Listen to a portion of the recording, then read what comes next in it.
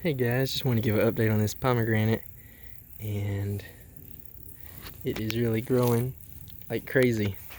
So this shoot right here was the original shoot, and it had these side growths. They're way out, each about a foot long.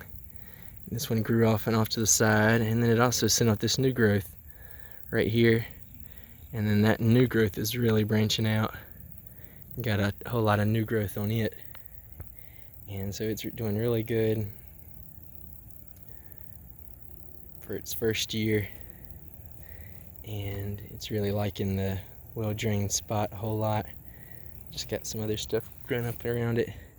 Squash kind of tuckered out during the end of the year. Seems like it's always kind of heavy pressure from stuff this time of year. It almost set fruit, and then all of a sudden just decided to tucker out. So you never know sometimes.